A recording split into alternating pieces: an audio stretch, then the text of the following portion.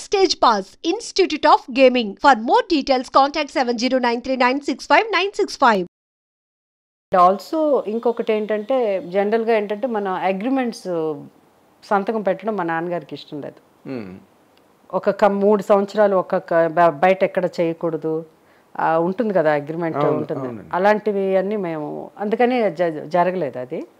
So వీళ్ళు తప్ప ఇంకా పర్సనల్గా వెళ్ళి ఎవరిని మేము అంటే ఆ స్ట్రగుల్ లేదు, ఆపర్చునిటీస్ కోసం లేదు.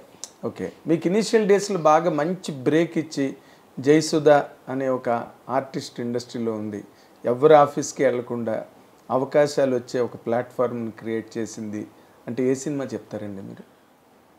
అంటే ఒకటి బాలచంద్ర గారి స్కూల్ అయితే ఒకటి ఉంది, దాంట్లో మేము అందరం ఉన్నాం. ఈ సినిమా నుంచి ఆ సినిమాలో ఆర్టిస్ట్ నేను, కంపెనీ ఆర్టిస్ట్ అంటారు కదా, కంపెనీ ఆర్టిస్ట్ నేను, కమల్ హాసన్ గారు, మేమంతా కంపెనీ ఆర్టిస్ట్ లాగా ఆల్మోస్ట్ అన్ని నానవల్ని సొల్లొత్తాను నిక్రేన్ అరంగేట్రం మీరే చేశారట. అవర్గల్ తమిళ్ తెలుగు నేను చేస్తాను. ఇది కథ కాదు ఇట్లా చాలా సినిమాల్లో మేము ఉన్నాం, మేము చేసాం. కాకపోతే ఫస్ట్ తెలుగు బ్రేక్ ఒక హీరోయిన్గా అన్నది లక్ష్మణ్ రేఖ గోపాలకృష్ణ గారు డైరెక్షన్. ఆ సినిమా అప్పుడు అది మరాఠీ సినిమా, అది చాలా టఫ్ క్యారెక్టర్ అది. అప్పుడు నేను చిన్నపిల్ల, ఇంకా జ్యోతి కంటే ఇంకా చిన్న. ఆ క్యారెక్టర్ అది ఏంటంటే జ్యోతి బాగా పెద్ద హిట్ అవ్వడం వల్ల జ్యోతి గురించి మాట్లాడుకుంటున్నారు, కానీ యాక్చువల్గా లక్ష్మణ్ రేఖ. సో ఆ లక్ష్మణ్ రేఖ సినిమా కూడా పర్వాలేదు, బాగా ఆడింది. ఎవరు ఈ అమ్మాయి అని మన ఇండస్ట్రీలో ఎంక్వైరీ అంటే అది ఒకటి. కే బాలచంద్ర గారిది అపూర్వ రాగంగడ్, అంటే అది తూర్పు పడమర అని తెలుగులో శ్రీ విజయ గారును మాధవి చేసింది ఆ క్యారెక్టర్. నరసింహరాజు అంటే కమల్ క్యారెక్టర్ నరసింహరాజు, నా క్యారెక్టర్ మాధవి. అంటే అప్పుడు మేము చేయలేకపోయాం, బిజీగా ఉన్నాను నేను అందుకని ఆ క్యారెక్టర్ చేయలేకపోయాను తెలుగులో. యాక్చువల్గా తెలుగు అమ్మాయిగా ఆ క్యారెక్టర్ నేను చేయాల్సింది, బట్ తెలుగులో చేయలేకపోయాను నేను. సో ఆ సినిమా కూడా చూసి రాఘవేంద్రరావు గారు జ్యోతి సినిమా డిసైడ్ చేశారు. అంటే చాలామంది జ్యోతికి కూడా అరే ఈ అమ్మాయి ఏమి ఇంత చిన్న అమ్మాయి ఆ క్యారెక్టర్ హ్యాండిల్ చేయగలదా అని, బట్ జరిగింది. అది దేవదాస్లో సావిత్రి గారి క్యారెక్టర్ లాంటిది, అది జ్యోతి ఓల్డ్ మ్యాన్ చేసుకోవడం.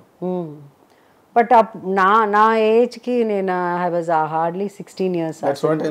చాలా హెవీ క్యారెక్టర్ అది హెవీ క్యారెక్టర్, అది ఏదో అలా జరిగిపోయింది. అది రాఘవేంద్రరావు గారు the way he handled me as a director, ఒక చిన్న పిల్లని ఎలా పాపని ఎలా హ్యాండిల్ చేస్తారో అలా, అవంటే దాన్ని ఏమంటారు మోల్డ్ చేసి అంటే హీజ్ ఎ స్పెషలిస్ట్ ఆ విషయంలో. హీరోయిన్ ఎలా మోల్డ్ చేయాలి, ఏదో గ్లామర్ చేయించాలన్నా డిగ్లామర్ చేయించాలన్నా యాక్ట్ చేయించాలన్నా he had his own style.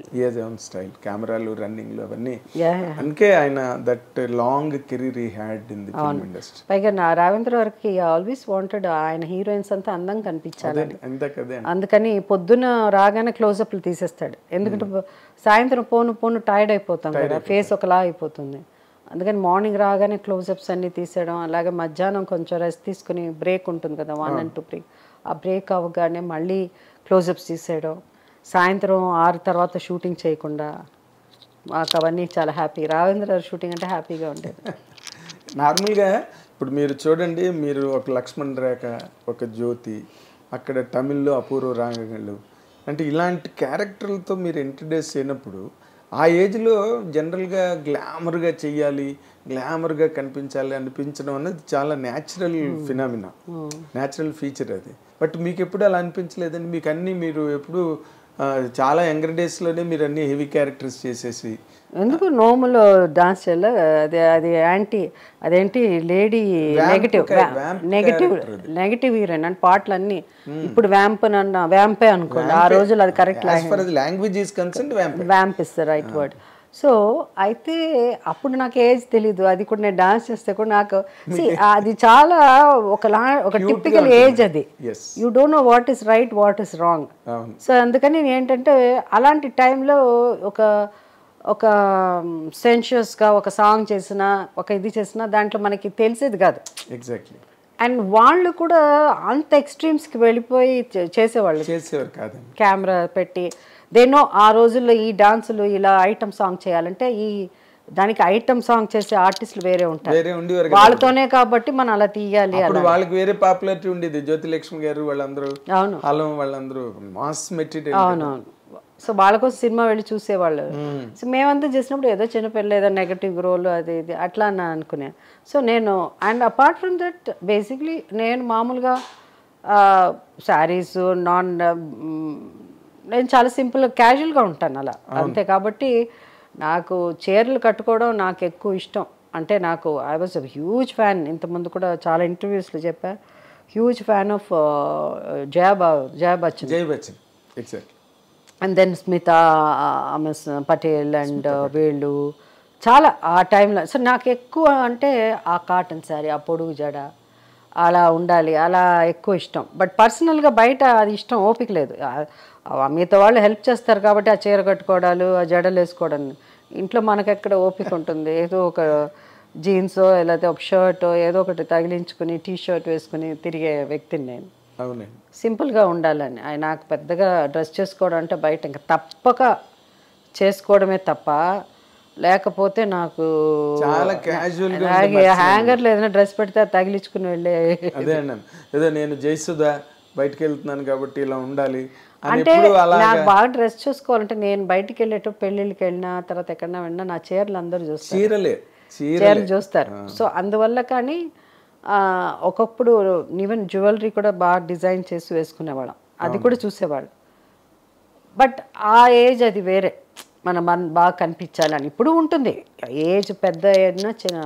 But ఇప్పుడు ఏంటంటే అదొక రెస్పాన్సిబిలిటీ అయిపోతుంది కదండి. జయసుధ గారు వస్తున్నారంటే ఇమేజ్ ఆవిడ ఎలా ఉంటారు అని ఆ అబ్జర్వేషన్ ఎక్కువ ఉంటుంది మీ మీద ఉంటుంది. బట్ ఏంటంటే నేను ఇప్పుడు కూడా ఓపిక ఉంటే చీర కట్టుకుని వెళ్తాను. నేను వేరే డ్రెస్ వేసుకుని వెళ్ళానంటే ఆ రోజు నాకు ఓపిక లేదని అర్థం అనమాట. బట్ ఎప్పుడు నేను నాలాగా ఉంటాను. సో ఎవ్రీబడి నోస్ నేను అవుట్ ఆఫ్ ది వేరేలా కనిపించాను. నేను ఎప్పుడు ఒకేలా కనిపిస్తాను. ఏదో వేరే సిల్వా కమీజ్ ఆర్ యూనో సారీ ఏది కట్టుకున్నా సో నేనుగానే ఉంటాను. నేను ఇంకోళ్ళ కనిపించాలని ప్రయత్నం చేయలేదు కాబట్టి ఎప్పుడు కూడా. ఎగ్జాక్ట్లీ.